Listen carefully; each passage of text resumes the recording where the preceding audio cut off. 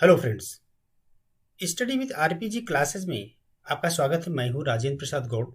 दोस्तों, आज की इस वीडियो में हम जीएस की 40 बेहद महत्वपूर्ण प्रश्नों का सीरीज लेकर के आए हैं, जो जीआईसी प्रवक्ता, LT grade, TET, CTET, RO, ARO व सभी वनडे एग्जाम के लिए बेहद महत्वपूर्ण है। इसलिए दोस्तों इस वीडियो को पूरा देखें। चलिए दोस्तों, प्रश्न शुरू करते हैं। क्वेश्चन नंबर 1 है, the man who divided India पुस्तक किसने लिखी? जिसका विकल्प है मौलाना अब्दुल कलाम आजाद, मोरारजी देसाई, डॉक्टर राजेंद्र प्रसाद, रफीक जकारिया। तो दोस्तों इस प्रश्न का सही उत्तर है डॉक्टर राजेंद्र प्रसाद। अगला प्रश्न है, वेटिंग फॉर द महात्मा किसने लिखी? इसका विकल्प है आर के नारायण, अमिताभ घोष, अरुंधति राय, प्राण चोपड़ा। तो दोस्तों इस प्रश्न का सही उत्तर है आर के नारायण। अगला प्रश्न है, अंतर्राष्ट्रीय ओजोन दिवस कब मनाया जाता है? दोस्तों यह प्रश्न बहुत महत्वपूर्ण है। यह लगभग सभी परीक्षाओं में यह प्रश्न जरूर पूछा जाता है और इसका विकल्प है 30 मई, 16 सितंबर, 22 अप्रैल, 7 दिसंबर। दोस्तों इस प्रश्न का सही उत्तर है 16 सितंबर।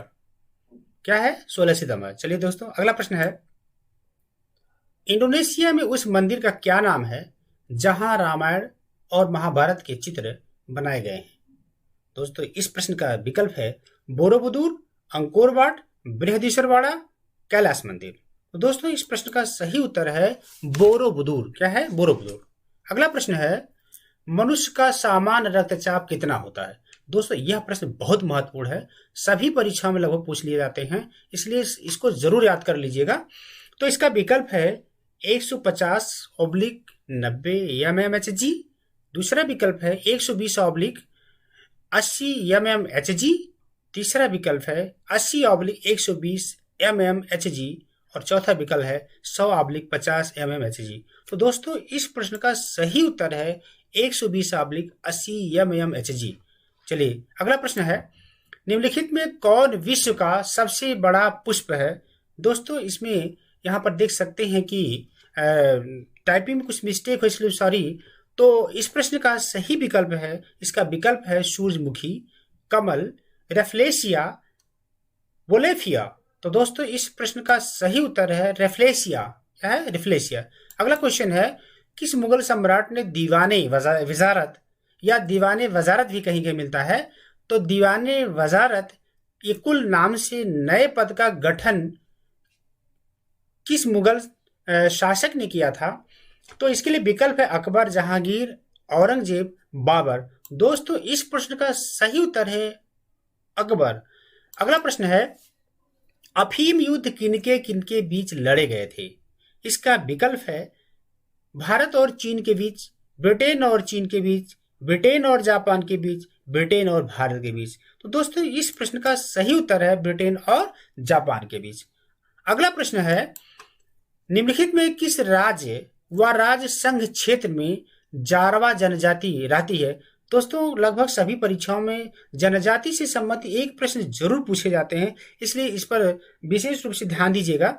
तो इसका विकल्प है, नंबरी विकल्प है असम, दूसरा विकल्प है अरुणाचल प्रदेश, तीसरा है अंडमान तथा निकोबार द्वीप समूह और चौथा विकल्प है लक्षद्वीप। तो दोस्तों इस प्रश्न का सही उत्तर है अंडमान निकोबार द्वीप समूह। अगला प्रश्न है, भारत में रैली फॉर वैली प्रोग्राम का आयोजन निम्न में से किस एक समस्या को उजागर करने के लिए किया गया था? दोस्तों एक समय ऐसा आया था जब काफी स्मोकिंग हमारे बादल में छाए हुए थे, वो भी एक प्रकार का संकट होता है।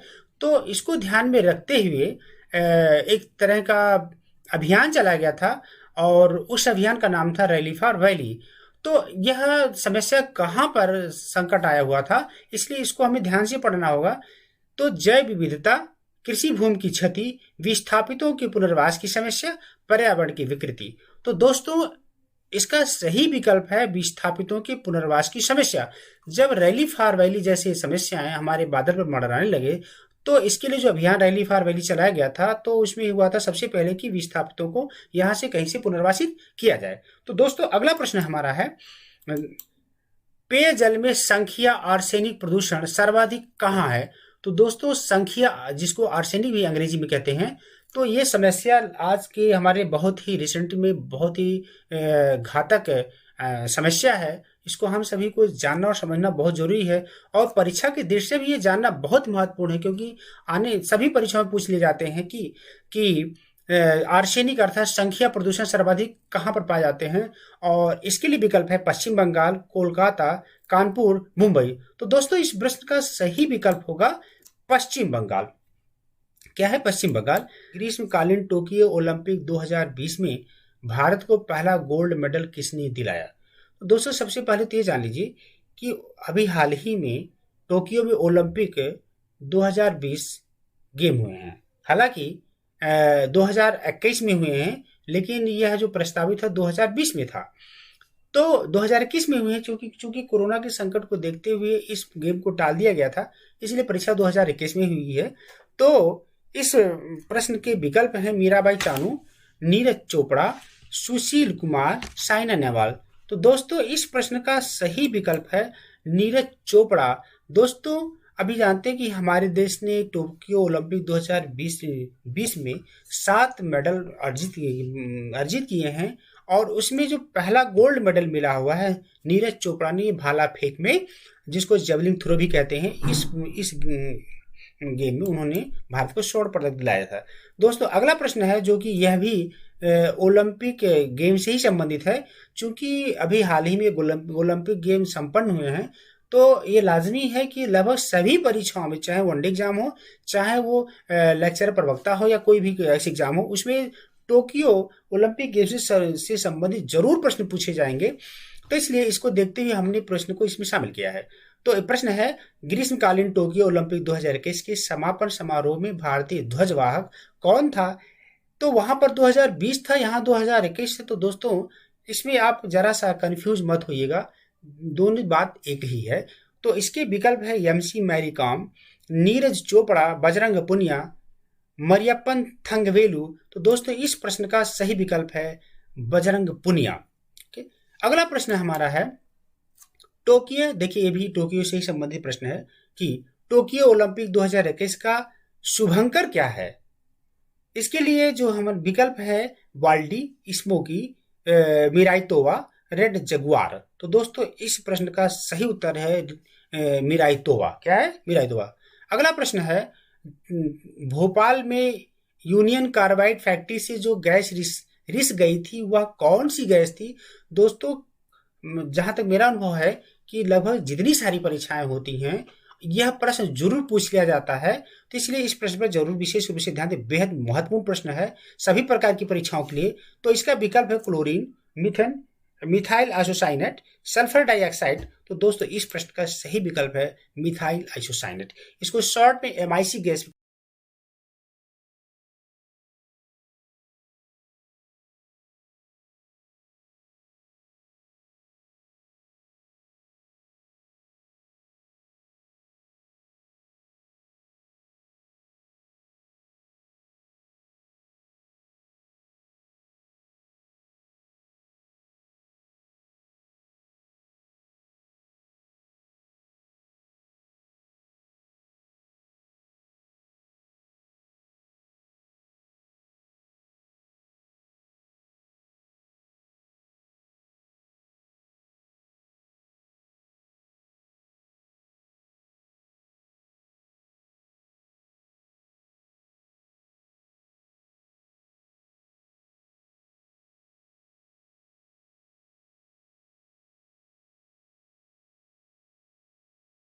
दोस्तों प्रश्न है, मौद्रिक नीति का निर्माण भारत में कौन करता है?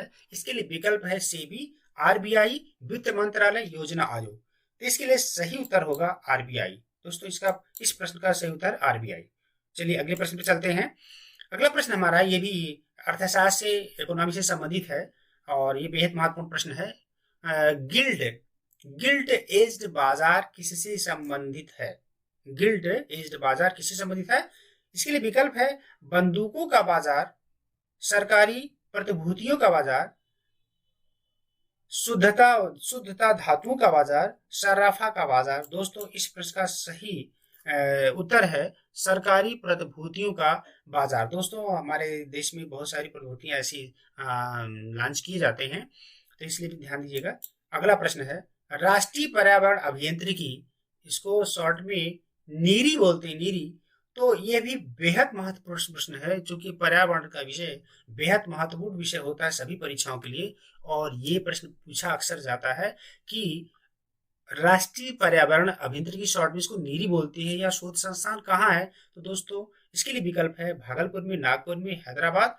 तो इसमें कहीं मिस्टेक हो गया, चौथा विकल्प नहीं दिया गया, लेकिन फिर भी आपको इस प्रश्न का उत्तर जरूर मिलेगा। इस प्रश्न का सही उत्तर है नागपुर में। दोस्तों इस प्रश्न का सही उत्तर है नागपुर। अगला प्रश्न है किस पारिस्थितिकी तंत्र में उच्चतम पोषण स्तर पाया प्राप्त होता है? तो इस प्रश्न के लिए विकल्प है मांसाहारी, शाकाहारी, सर्वाहारी और अपघटक। तो दोस्तों इस प्रश्न का सही उत्तर है सर्वाहारी। अगला प्रश्न है, यह भी विज्ञान से संबंधित प्रश्न है, सर्वाधिक जैव विविधता कहाँ पाई जाती है? सर्वाधिक जैव विविधता कहाँ पाई जाती है? इसलिए 4 विकल्प दिए गए हैं।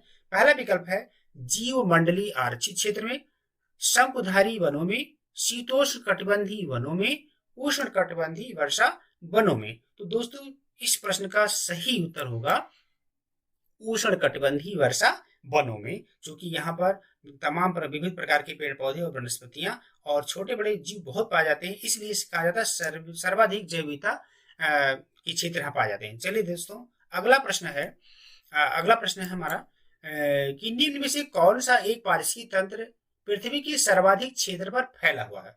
तो दोस्तों आप इसको समझ रहे होंगे कि सर्वाधिक जो पारिस्थितिकी तंत्र है वो हमारे धरती पर कहाँ फैला हुआ है। इसके लिए विकल्प है पर्वतीय क्षेत्र में, मरुस्थलीय क्षेत्र में, सामुद्रिक क्षेत्र में और घास के मैदान में।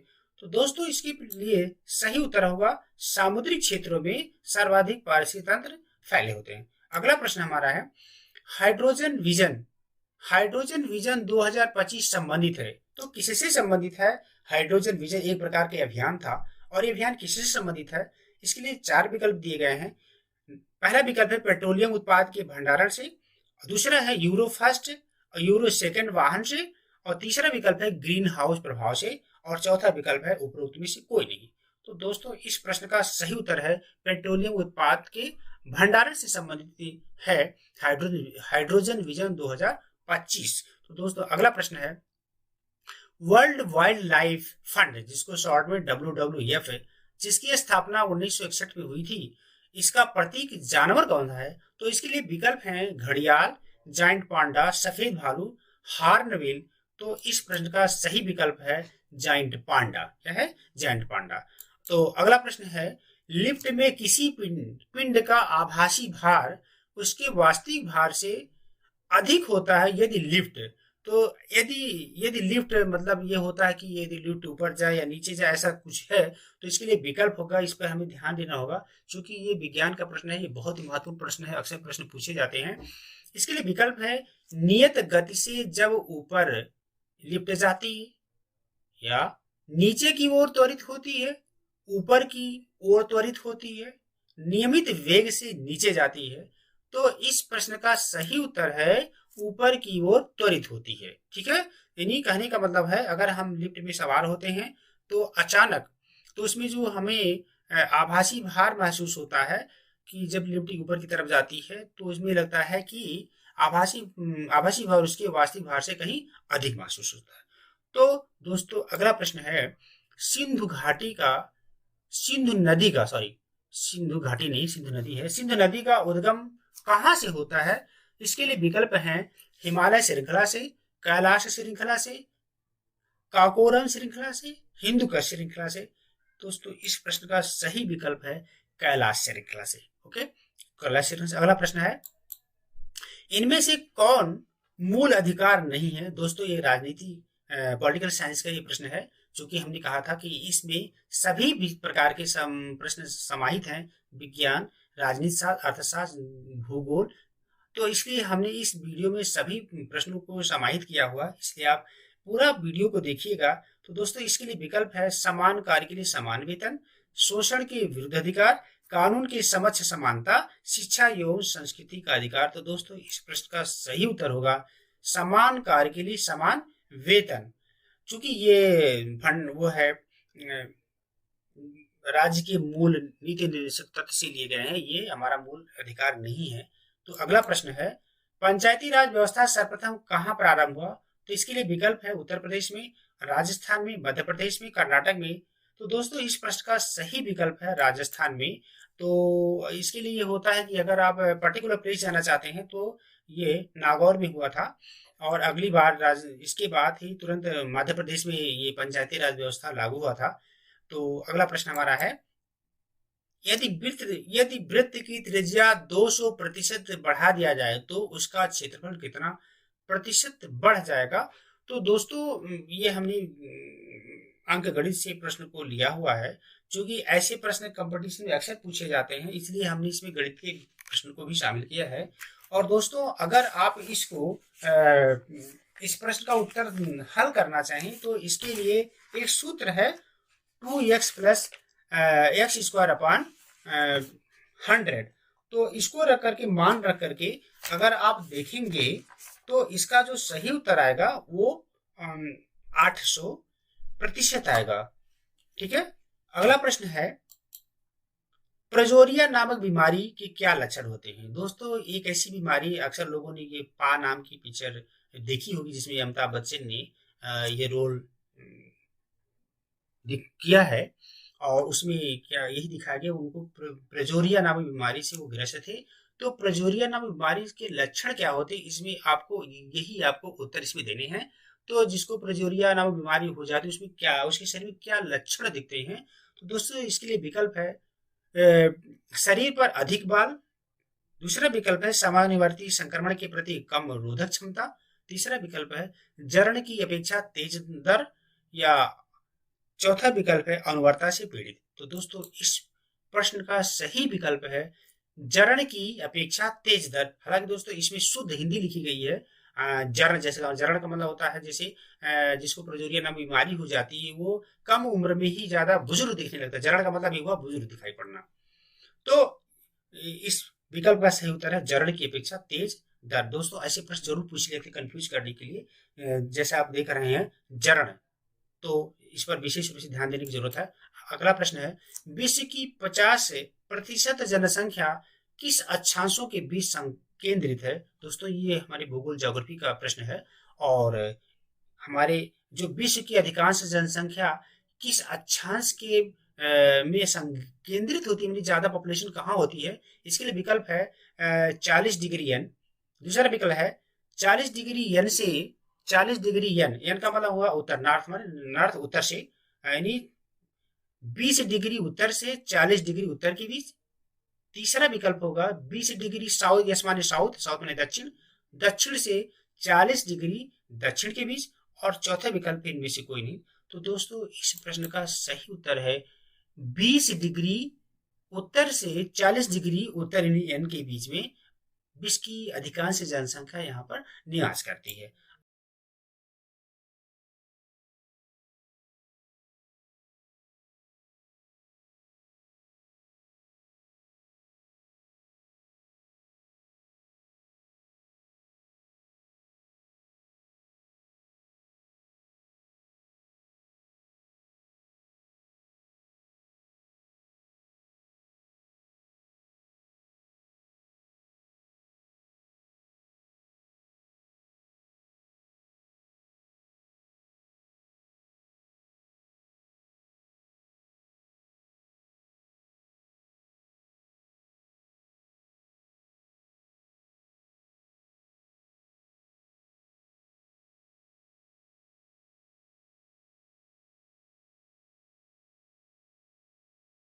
सही उत्तर होगा ए तथा आर दोनों सही है तथा आर ए की सही व्याख्या है। अगला प्रश्न है अमीर खुसरो ने किसके विकास में अग्रणी भूमिका निभाई थी? अमीर खुसरो पर जरूर प्रश्न पूछ लिए जाते हैं। तो इसके लिए विकल्प है ब्रजभाषा, अवधी, भोजपुरी, खड़ी बोली। तो इस प्रश्न का सही उत्तर है खड़ी बोली। अगला प्रश्न है चारकुला कहाँ की लोक नृत्य है? तो दोस्तों हर परीक्षाओं में कल्चर से संबंधित जरूर प्रश्न एक डाल दिए जाते हैं।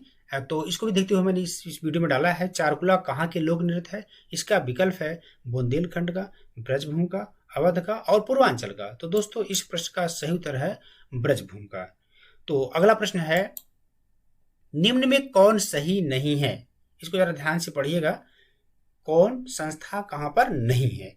पहला है बायोटेक्नोलॉजी पार्क बनारस में, लेदर टेक्नोलॉजी पार्क उन्नाव में, plastic city Kanpur, tronic city Noida. तो दोस्तों इस प्रश्न का सही उत्तर है बायोटेक्नोलॉजी पार्क बनारस।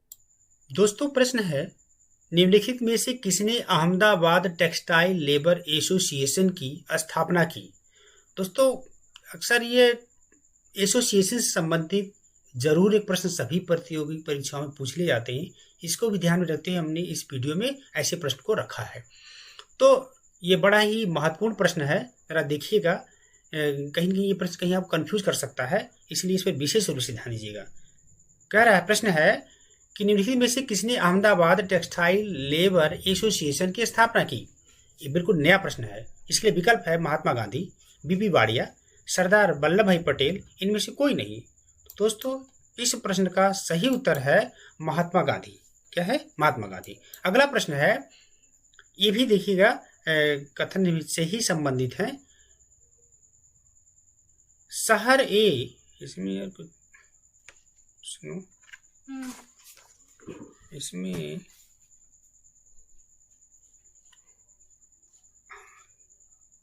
हाँ दोस्तों प्रश्न है, ये रीजनिंग का क्वेश्चन है और इसको आपको रफ और पेन लेना पड़ेगा और बड़ा ही महत्वपूर्ण प्रश्न है, क्योंकि ऐसे प्रश्न अक्सर प्रतियोगी परीक्षाओं में पूछ लिए जाते हैं।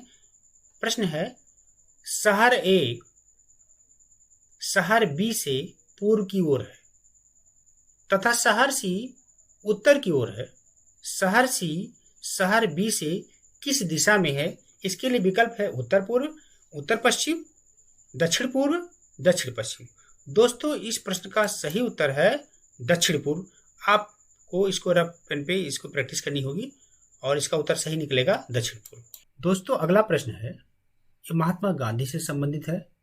चूंकि सभी प्रकार की परीक्षाओं में महात्मा गांधी से संबंधित एक प्रश्न जरूर पूछे जाते हैं। तो ये प्रश्न है, ब्रिटिश सरकार ने महात्मा गांधी को जो उपाधि दी थी उसे गांधी जी ने असहयोग आंदोलन में वापस कर दिया था। वह कौन सी उपाधि थी जिसको महात्मा गांधी ने अंग्रेजों को फिर से वापस कर दी थी, और कौन सी ऐसी घटना थी जिस घटना से वो आहित होकर के वो उन्होंने अपनी उपाधि वापस करी थी? तो दोस्तों इसके लिए विकल्प है हिंद केसरी, राय बहादुर, केसर हिंद और नाइटहुड। दोस्तों इस प्रश्न का सही उत्तर है केसर हिंद। दोस्तों जलियांवाला बाग हत्याकांड से आहत होकर के महात्मा गांधी ने केसर हिंद की उपाधि ब्रिटिश सरकार को वापस कर दी थी। इसमें एक विकल्प है नाइटहुड। हालांकि नाइटहुड जो उपाधि थी ये रविन्द्रनाथ टैगोर की थी, इन्होंने भी ये उपाधि ब्रिटिश सरकार को वापस कर दी। दोस्तों इस तरह से 40 प्रश्नों का सीरीज खत्म हो चुका है। और अगर आपको ये हमारी वीडियो अच्छी लगी तो वीडियो को लाइक और सब्सक्राइब करें, और जो भी आपको वीडियो में डाउट हो उसे कमेंट बॉक्स में जाकर जरूर मेंशन कर दें। दोस्तों वीडियो देखने के लिए बहुत बहुत धन्यवाद।